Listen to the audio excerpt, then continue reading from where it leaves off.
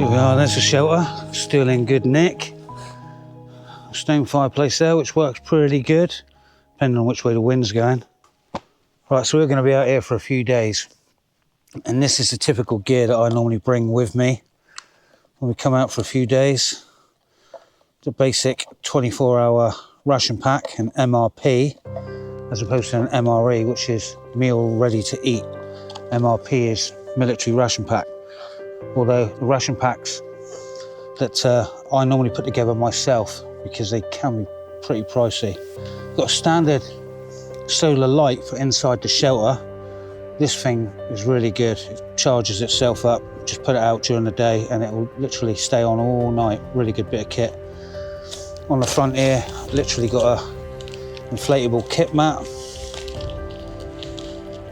And they never seem to stay up all night. I've yet to find one that does stay up all night. I'm often blowing it up in the middle of the night, but it works. Just kit mat. Inside we've got standard titanium cup. This is what I normally boil the water in to do our tea and coffee in. Just put it on the fire. Sometimes if we've not got a fire or we've gone down to the stream, I'll use a Trangia, boil it on that. Trangia I've had since the word go, they're brilliant bits of kit. Always carry a bit of towel. This kind of stuff is like tea bag towel. You can just keep reusing it, wash it out, reuse it. Always have some of that in my pack. Got a linen bag here. You can use a pillowcase. This is for just collecting water and filtering it into a bottle.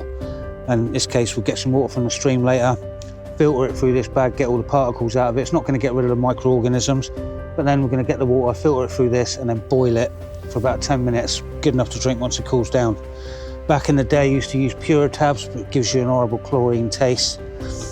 So just run it through a bag, filter it out, boil it up, job done. Now this is a kit mat. This is just a jacket, a spare jacket, and a waterproof bag goes on the outside of the rucksack. This is an inflatable kit mat. This normally goes in my survival kit. It's IPA, but not the IPA you thinking. All you camper boys that like your IPA, come out camping and they get rat-assed. This is IPA, isopropyl alcohol. This is excellent for starting fires, cleaning wounds. Normally always got a bottle of this in my survival kit. Can't beat a bit of isopropyl alcohol. Duct tape, always part of my kit. Obviously it's expendable. You're going to run out at some point in time, but use it as and when you need to. It'll certainly last you for a while, help you build a shelter. Also have cable ties. I've got a flint and steel kit here, or a ferrous rod as you call it. Magnesium block, which I rarely need to use. And cotton wool. So this is just like a Chinese container with a ferrous rod, a scrape and a magnesium block with cotton wool. So that's like a fire starting kit. That's outside of the survival kit that I've got. This is just a bag, waterproof bag, heavy duty waterproof bag. This is a survival kit, which I'll go through in a minute, what's in there. Trangia, these are bulletproof. This is a Trangia, no kettle, got rid of the kettle, don't like the kettle, aluminium. And everything else inside is titanium. Titanium pan, which will actually run over in my Jeep and is still good. And then 2 titanium pans inside, also a good bit of kit. Definitely a must-have. Got one of these ration packs that my girlfriend got me. This is a chicken keema curry, so I'll be interested to try that later. These are nice, lightweight, dry, perfect for a few days out in the woods. Nice little door beetle there, look. See that? There's loads of these in the woods at the moment. There's hundreds of door beetles knocking about. Probably see a close-up shot in my video later on.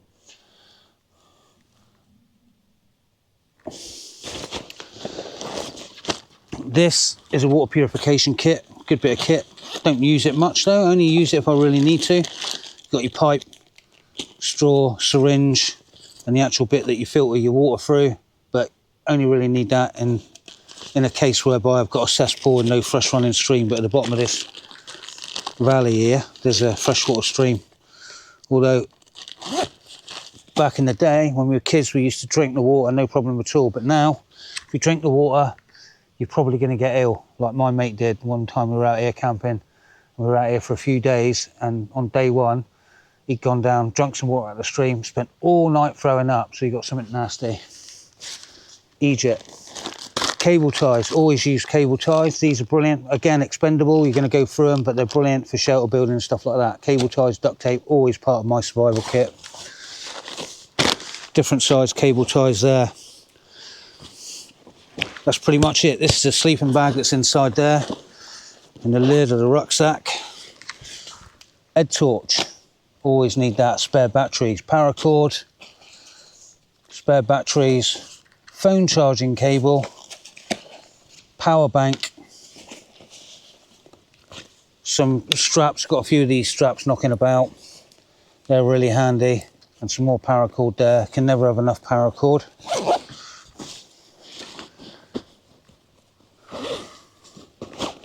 Back of the lid, bit of a mozzie net. It's not designed as a mozzie net, but it's good as a mozzie net. And an hat, got to have me hat. Sunglasses, just in case we get a nice bit of sun, and we have had. It's been nice and sunny recently.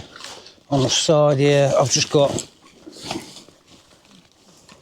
a 2 litre bottle of water, and in this case I've got distilled water, because at home I always drink distilled water. You can never trust your water nowadays, can you? What with South West Water putting loads of crap in it, poisoning people every 5 minutes. Distilled water. Right, survival kit. In here I've got latex gloves, fishing spool, mini Leatherman. It's got scissors, pliers, everything on it, little mini Leatherman. Another flint and steel, or a ferrous rod and steel, not really a flint. A fishing kit. In there, loads of different hooks, different sizes, and I'll show you how to make a quick fishing rod using cable ties in the video. Worked a treat, caught a couple of brown trout, but only for educational purposes, let them go again. Little fishing spool, which goes on the fishing rod. Bit of cotton wool again for fire lighting. Pair of scissors, always comes in handy. Survival wire saw, if you're desperate, that thing works a treat. Well, it doesn't work a treat, it's hard work, but it works. Flints, spare little flints, little tiny flints, they come in handy. And then some medical stuff, like gauzes and stuff like that.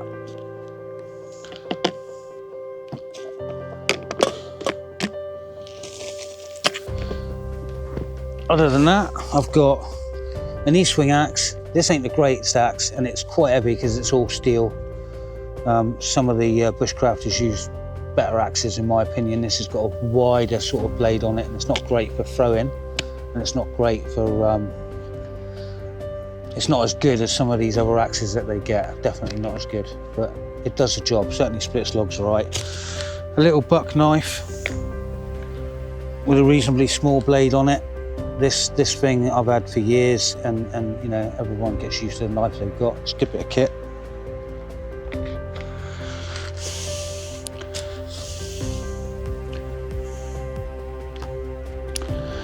I've got a gunboy saw. Now they've got a good reputation, very popular, and there's no reason why they shouldn't be, because they are exceptional bits of kit. These are gunboys are brilliant saws. This is a smaller one. You can get some massive ones, but this does the job. And yeah, I use this pretty much every time we come out. Excellent for cutting wood, for shelter building. And then I've got a Leatherman tool as well, which my girlfriend did me it. This is a nice bit of kit.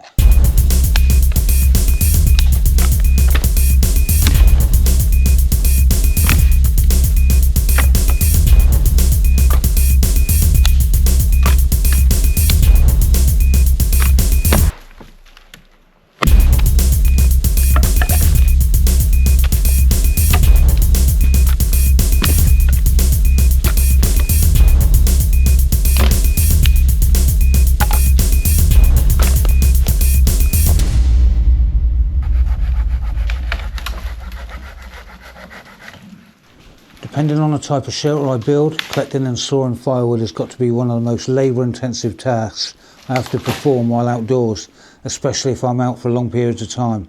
For me, it's become one of my least favourite jobs when it comes to wild camping, yet it's one of the most important. I spend an average of 1.5 hours a day collecting firewood depending on the conditions.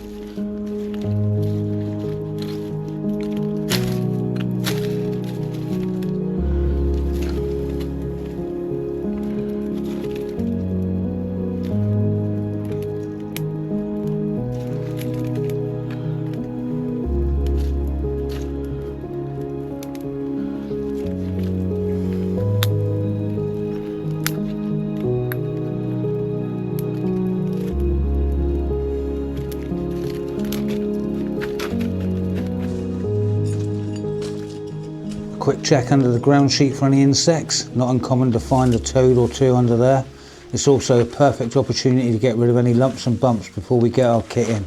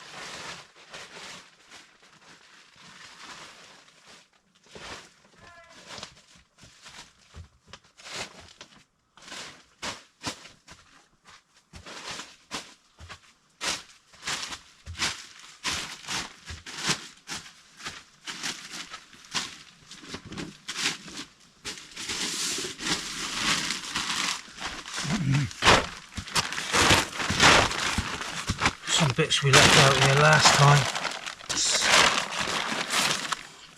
Some chicken curry, chunky soup. Right, Bray, that's yours, Bray, because that's, what was that?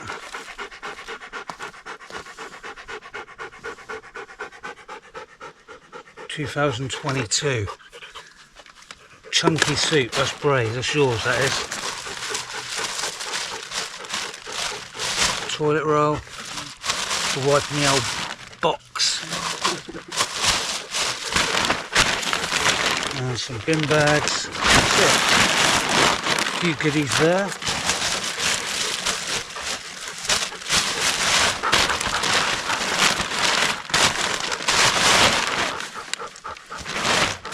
My favourite spirits out. Duct tape to keep out. Tins to go back in there. Cable ties are usually the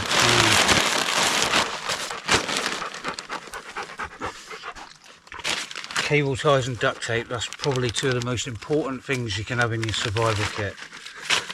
Really are very, very useful. And like now they do these like reusable cable ties where you can pull a little catch and release it. They're probably worth getting.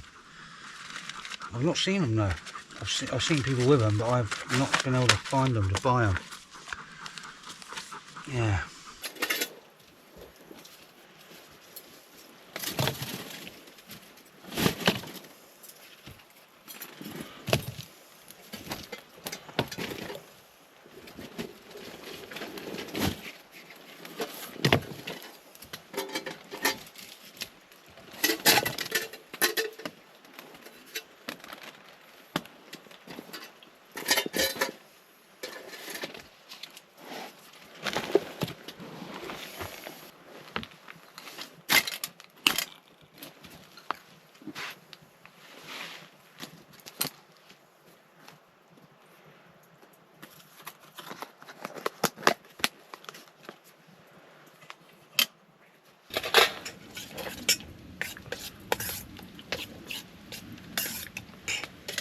Dip them in, they should be warm enough, but just check them, see if they are. Squeeze that handle.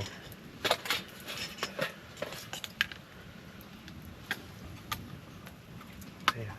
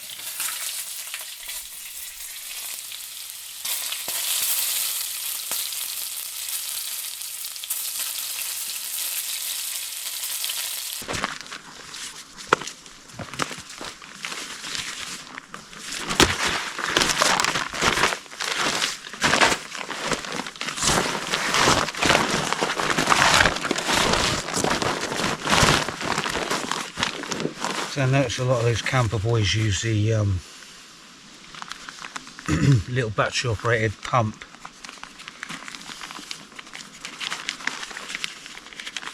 We're using good old fashioned breath on this.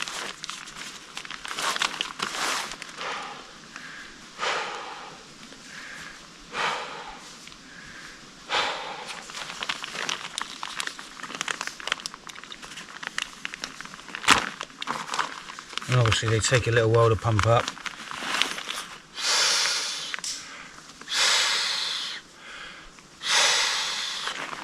But you ain't got to rely on batteries. Obviously you do have a bit of stuff, technology relies on batteries. The lights, we got a solar, so they rely on the sun. The less things that run on batteries, the better. Obviously when you're camping or wild camping or survival, you're only going to have batteries once or twice and then they're gone. Unless you're using rechargeable batteries and a solar panel, which is what I normally use if we're going out for weeks. I'll literally take the solar panel out, 12-volt battery, which is heavy, but you can recharge it.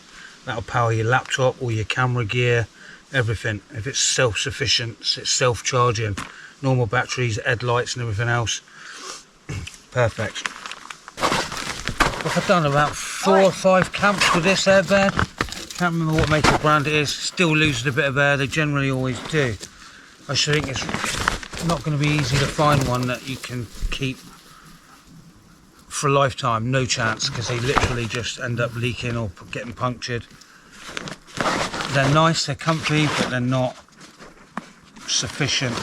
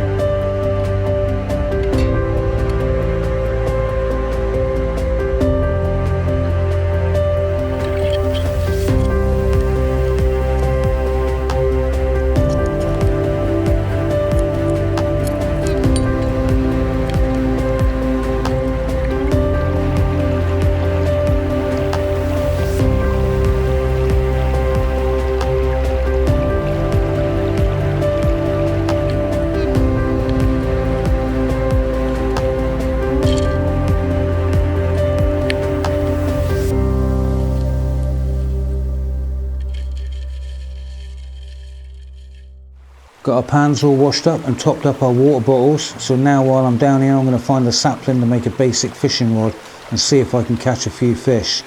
It's not going to be anything elaborate, given a real survival situation. The idea is to get set up fast and catch as many fish as I can in the shortest possible time. Black and yellow longhorn beetle, otherwise known as a harlequin longhorn beetle, one of the UK's larger flying beetles. Really attractive looking insect. The female will lay her eggs inside this dead tree, as you can see, and the larvae will stay in there feeding on it for 2 or 3 years after emerging as a fully grown beetle, and then once they've turned into a beetle they literally only live for a few more weeks. Amazing. You can see where the deer have stripped the bark off this one and killed it, which is perfect. It's going to be dry and springy and just what I need for making a rod.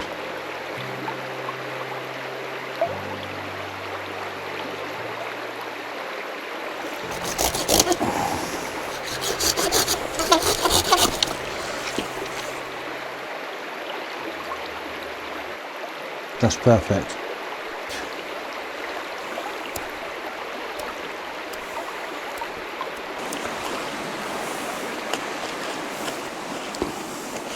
Cable ties, small, large sapling, which is already dead because it looks like the deer have stripped the bark off it low down, which is perfect because it's quite strong, not too floppy. So literally going to start making some eyes. We'll start at the very end.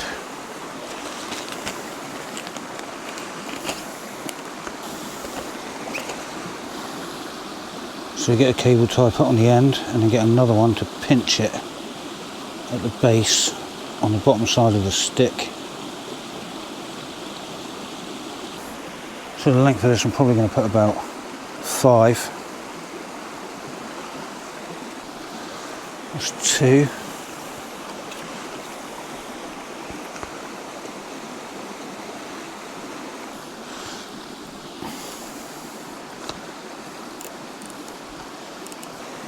Three.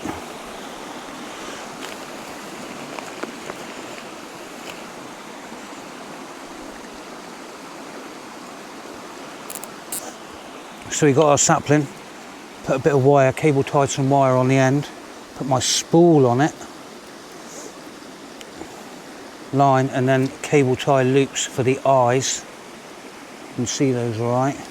And I've got 1, 2, 3, 4 of these going all the way down the length of this stick. Take the line from the spool,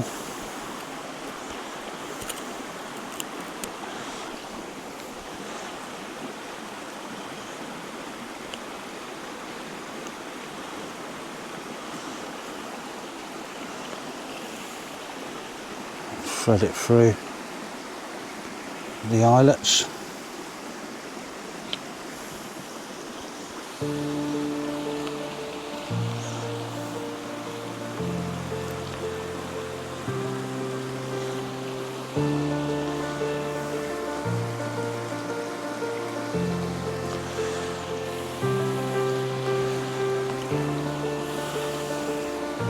Got our line.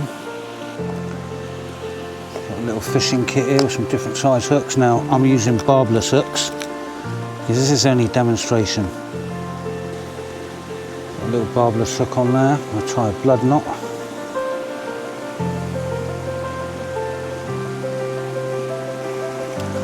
Trim off any excess line. And just stick that in the rod. And now we need a couple of split shot.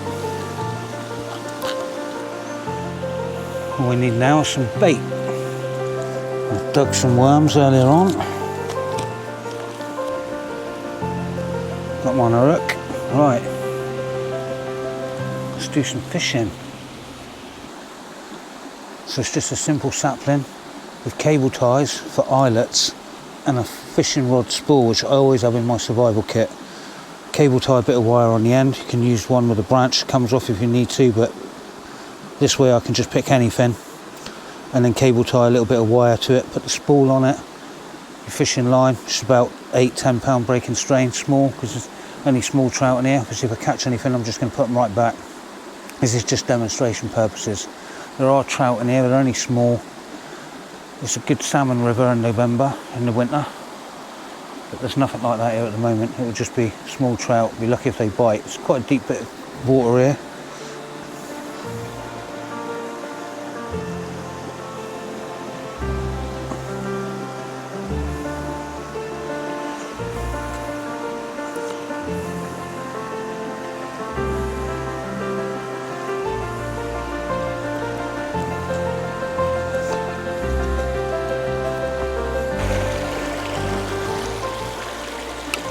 Well, I just had a little bite there. Stole my worm. And these are barbless hooks, so it takes a bit of skill to try and bring him in. Obviously I don't want to hurt him. I want to make sure he's healthy. I want to let him go again. Hey, there he is. One little brown trout, look. Not much of a meal, but if he was starving out here. Oh, that's a beautiful little brown trout, that. Only a little one.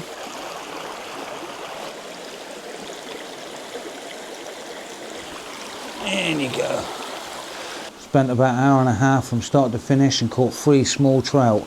In a real survival situation, I would have spent a good hour and caught myself enough trout for a reasonable meal. I'm going to pack up now and head back to the shelter for something to eat and relax in front of the fire with a hot drink before bed.